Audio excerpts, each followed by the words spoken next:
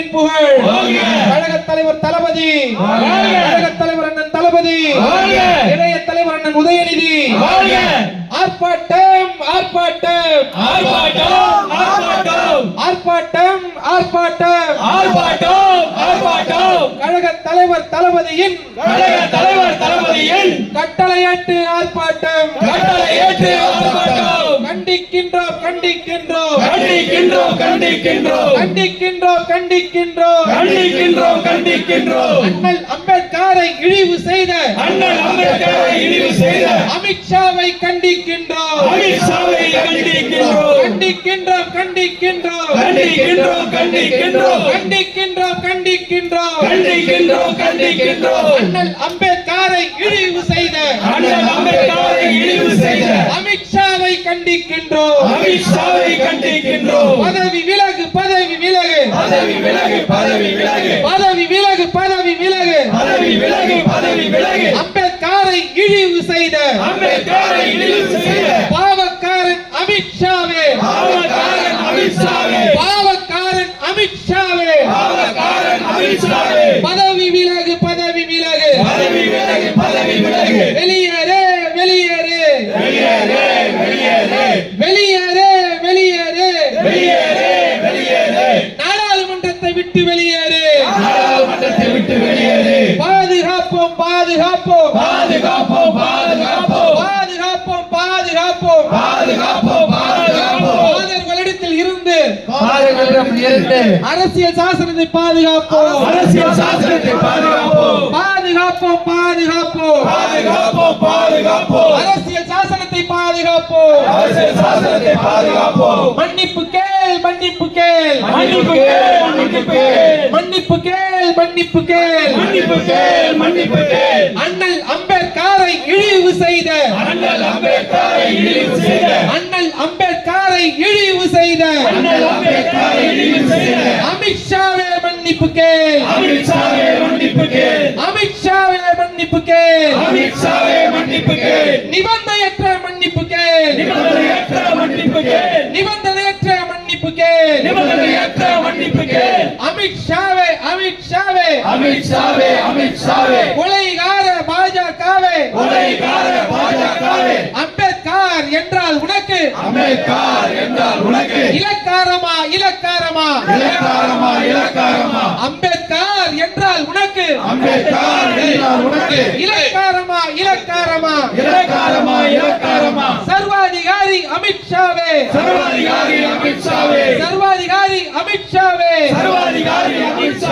அம்பேத்கர் என்றால் உனக்கு அவமானமா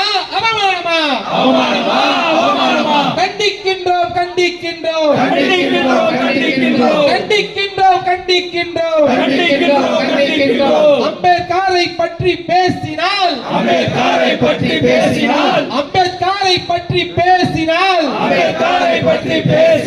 சொர்க்கம் கிடைக்காது என்ற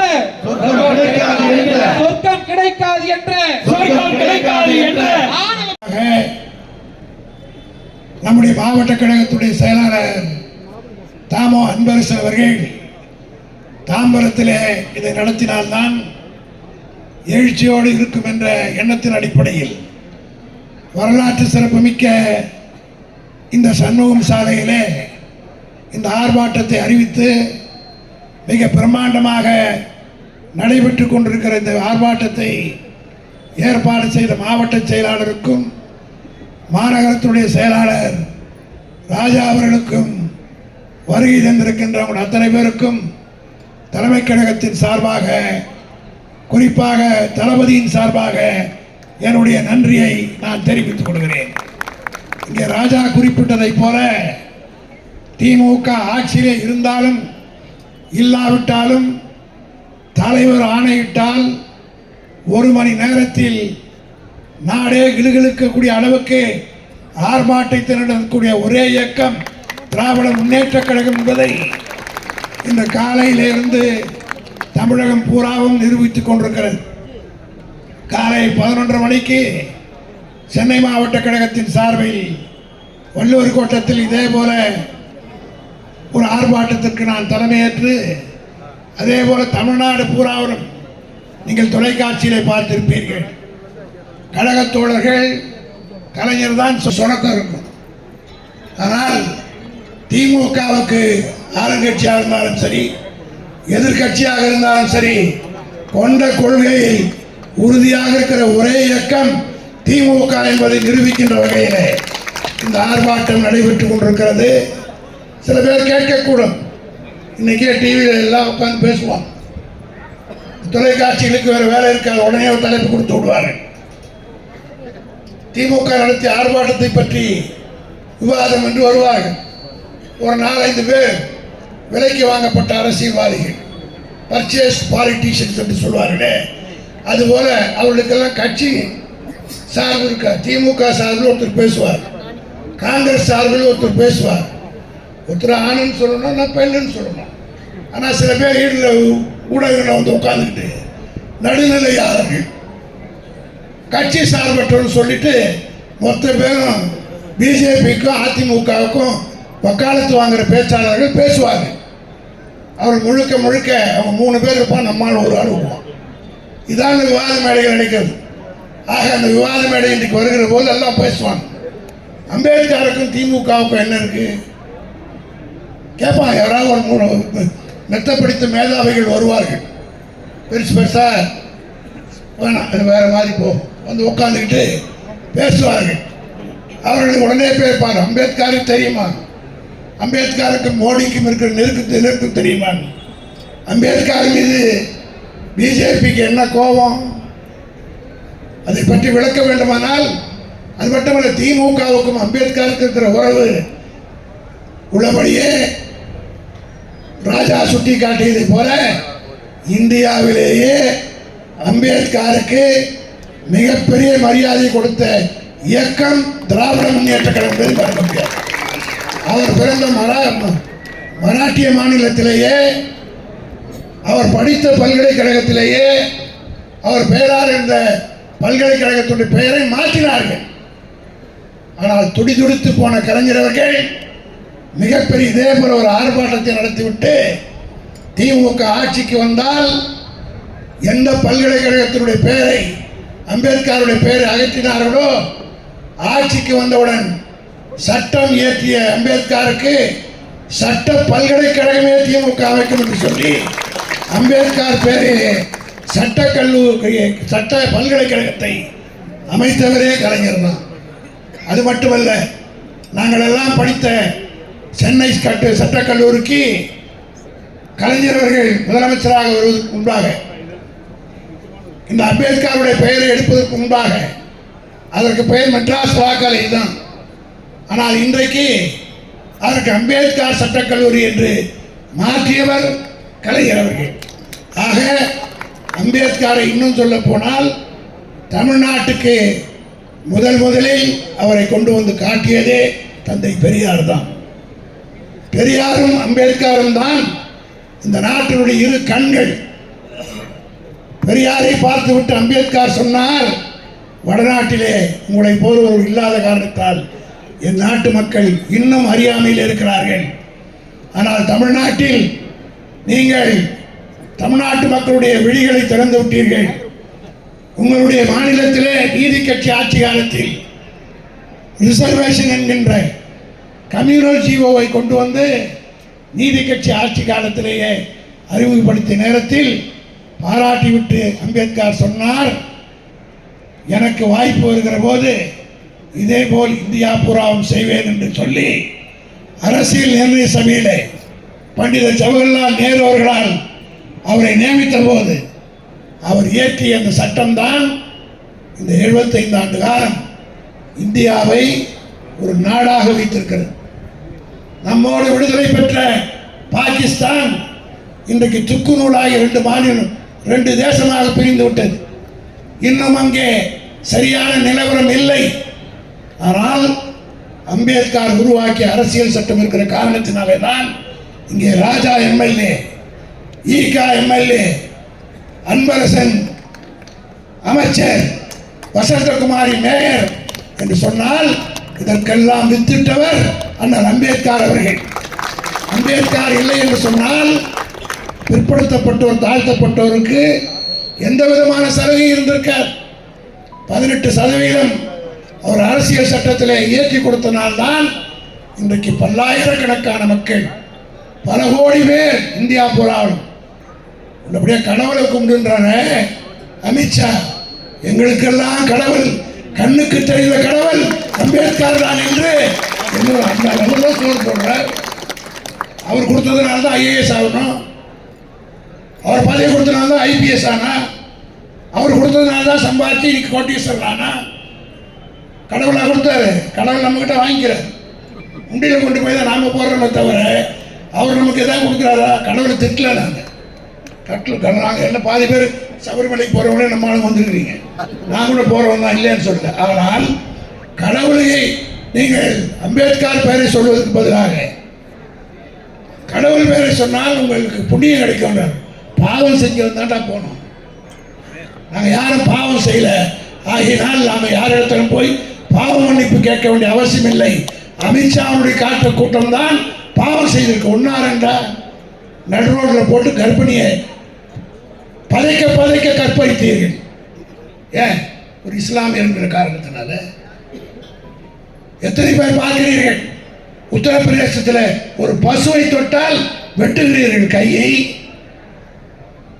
இதெல்லாம் நடப்பதற்கு இந்த நாட்டிலே நீங்கள் எல்லாம் தமிழ்நாட்டில் என்னால் செய்ய முடியல. தமிழ்நாட்டில் நீங்கள் எல்லாம் நிம்மதியாக இருக்கிறீர்கள் சொன்னால் இது திராவிட இயக்கம், பெரியாரும் அண்ணாவும் கலைஞரும் இங்கே போட்டதினால்தான் இப்படிப்பட்ட நிலை இருக்கிறது. எவ்வளவு தைரியம் இருந்தால் நாடாளுமன்றத்திலே, அந்த நாடாளுமன்றம் என்ற ஒன்றை உருவாக்கி கொடுத்தவரே அம்பேத்கர் தான். இந்த அரசியல் சட்டம் இல்லை என்று சொன்னால், கான்ஸ்டிடியூஷன் ஆஃப் இந்தியா இல்லை என்றால் பார்லிமெண்ட் கிடையாது.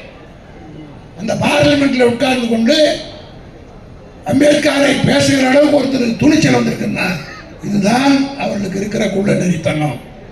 அமித்ஷாவை கூட நான் குறை சொல்ல மாட்டேன். இதுக்கு முழுக்க காரணம் நரேந்திர மோடி என்பதை பகிரங்கமாக நான் குற்றம் சாட்டுகிறேன். நான் குட்டி விட்டு ஆழம் பார்க்கிற மாதிரி அமித்ஷா விட்டு பேச வச்சிருக்கார். இதனுடைய விளைவு என்ன ஆகுதுன்னு பார்த்து அதுக்கு பிறகு அவர் பேசுவார். நான் கேட்கிறேன், உள்ளபடியே சொரணை உள்ளவராக இருந்தால், இந்த நாட்டு மக்கள் மீது நம்பிக்கை உள்ளவராக மோடி இருந்தால் அமித்ஷா அங்கே உட்கார வச்சிருக்கணுமா இல்லையா? சபாநாயகர் உடனடியாக அவரை வெளியேற்றிருக்க வேண்டுமா இல்லையா? அரசியல் சட்டத்தின் மீது உறுதிமொழி எடுத்து தனியா எல்லா எம்பியும் உள்ள போறான். சபாநாயகர் பதவி ஏற்பதற்கு முன்பாக கூட அரசியல் சட்டத்தின் மீது தானே பதவி வாங்கணும், ஸ்வேர் பண்ணிட்டு தானே உட்காடுறீங்க. அதனுடைய ஆத்தரை அது எழுதி கொடுத்தவரையே இன்னைக்கு இழிவுபடுத்தி ஒருவர் பேசிவிட்டு பார்லிமெண்ட்ல அமர்ந்து கொண்டிருக்கிறார் என்றால் என்ன அராஜகம்! காலையில் ராகுல் காந்தியை பார்த்து பார்லிமெண்ட்டுக்குள்ளே உள்ள விட மாட்டேங்கிறாங்க. யார்? இந்த நாட்டுக்காக விடுதலை வாங்கி கொடுத்த ஒரு குடும்பம், ஆனந்த பவனத்தையே இந்த நாட்டுக்கு அர்ப்பணித்த ஒரு குடும்பத்தை பார்லிமெண்ட்டுக்குள்ள விட முடியாதுன்றான். அடித்து தகராறு செய்து மிக கேவலமாக நடந்து கொண்டிருக்கிறார்கள். ஆக இதுக்கு இன்றைக்கு நேற்று அல்ல, என்றைக்கு அம்பேத்கர் அரசியல் சட்டத்தை உருவாக்கினாரோ அன்றைக்கே அவரை பிஜேபி, அன்றைக்கு இருந்த RSS, அன்றைக்கு இருந்த ஜனசங்கம் ஏற்றுக்கொள்ளவில்லை. அவர் சொன்னதெல்லாம் மனுஸ்மிருதி தான் இந்தியாவுடைய சட்டமாக இருக்க வேண்டும், மனு நீதி பிறகுதான் படிதான் ஆட்சி நடத்த வேண்டும் என்று அவர்கள் நினைத்தார்கள், விரும்பினார்கள். ஆனால் அம்பேத்கர் அதற்கு இடம் கொடுக்கவில்லை. மதசார்பற்ற நாடாக, செக்யூலர் ஸ்டேட்டாக இது இருக்க வேண்டும், பன்முகம் கொண்ட நாடு இது இருக்க வேண்டும் என்று அவர் கொண்டு வந்த காரணத்தினாலே தான் இந்த அரசியல் சட்டத்தை உருவாக்கின அன்னைக்கே அவர் படத்தை கொளுத்தினார்கள். காந்தியார் படத்தை கொளுத்தினார்கள், பண்டித ஜவஹர்லால் நேருடைய படத்தை கொளுத்தினார்கள். அன்றிலிருந்து இன்று வரை RSS கூட்டத்திற்கு அம்பேத்கர் என்றால் வேப்பங்காய். அம்பேத்கரால் தானே இவ்வளவு பேர் வந்து விட்டார்கள், எல்லோரும் முன்னேறி விட்டார்கள். இல்லை என்றால் இந்த சமுதாயத்தை மனு நீதி என்ற பெயரால் ஆட்டி படைக்கலாமே என்று நினைத்தவர்கள் அவருடைய ஆட்டம் போட முடியாமல் அடக்கியவர் அம்பேத்கர் என்கிற கோபத்தின் காரணமாக அதாவது இன்றைக்கு அந்த கோபத்தை வெளிப்படுத்தி காட்டிருக்கிறார்கள். இதற்கு தமிழ்நாட்டிலே இருந்து நம்முடைய தலைவர் நேற்றே கொதித்து போனார். உடனடியாக இந்த ஆர்ப்பாட்டத்தை ஏற்பாடு செய்து தமிழ்நாடு பூரா பார்லிமெண்ட்ல நம்முடைய நாடாளுமன்ற உறுப்பினர் டி.ஆர். பாலு ஆக்ரோஷமாக நேற்று பேசியிருக்கிறார். இன்று காலையிலே கூட ஆர்ப்பாட்டம் நடைபெற்றிருக்கிறது. கனிமொழி போன்றவர்கள், திருச்சி சிவாயை போன்றவர்கள் எல்லாம் இன்றைக்கு டெல்லியிலே அதற்கான போராட்டத்தில் ஈடுபட்டு கொண்டிருக்கிறார்கள். ஆக திராவிட முன்னேற்ற கழகத்தின் சார்பாக இந்த ஆர்ப்பாட்டம் நடத்துவதற்கு காரணம் அமித்ஷாவை உடனடியாக அமைச்சரவையிலிருந்து நீக்க வேண்டும்.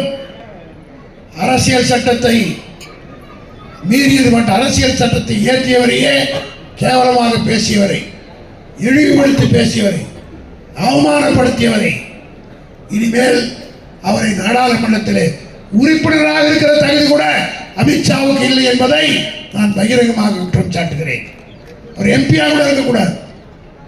இதே தமிழ்நாட்டு சட்டமன்றத்தில் ஒரு PH பாண்டியன் ஒரு சபாநாயகர் இருந்தார்ல, இந்திக்காக சட்டத்தை எரித்த 10 எம்எல்ஏக்கள், எங்கள் தொகுதி சட்டமன்ற உறுப்பினராக இருந்த ஆபிரகாம் உள்ளிட்டு 10 பேர் அரசியல் சட்டத்தை கொளுத்துறதுக்காக பதிச்சாங்களா இல்லையா? பறிச்சாங்களா இல்லையா? அதிமுக காரனை கேட்கிறேன், நீங்க தானே பறிச்சீங்க? இப்ப வாய் மூடி மௌனமா எடப்பாடி காணும் நேரத்திலிருந்து. திமுக இந்தியை எதிர்த்து அண்ணா காட்டிய வழியில் 1963 அண்ணா அரசியல் சட்டத்தினுடைய 17வது பிரிவை மட்டும்தான் கொடுத்தினார். அரசியல் சட்டத்தையே கொடுக்கிறார்.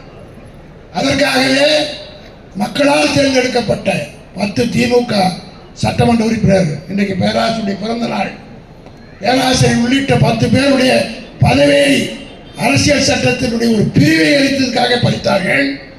அரசியல் சட்டத்தை இயற்றிய ஒருவரை அமித்ஷா இழிவுபடுத்திருக்கிறார் என்றார். அவரை பதவி பதிப்பதுதான் நியாயமானது. அதைத்தான் பாராளுமன்றத்துடைய சபாநாயகர் செய்ய வேண்டும். மோடி அதற்கு உடனடியாக குறைந்தபட்சம் அவரை இனிமேல் நாளையிலிருந்து இந்தியா பூரா இது கொதிக்க போகுது. நாட்டிலே பிரிவினைவாதங்கள், வகுப்புவாத கலவரங்கள், இதற்கெல்லாம் வித்திடுவதைப் போல அமித்ஷாவுடைய பேச்சு அமைந்திருக்கிறது. ஆகவே தமிழ்நாட்டில் திராவிட முன்னேற்ற கழகம் இருக்கின்ற வரை தமிழ்நாடு அமைதி பூங்காவாக இருக்கும்.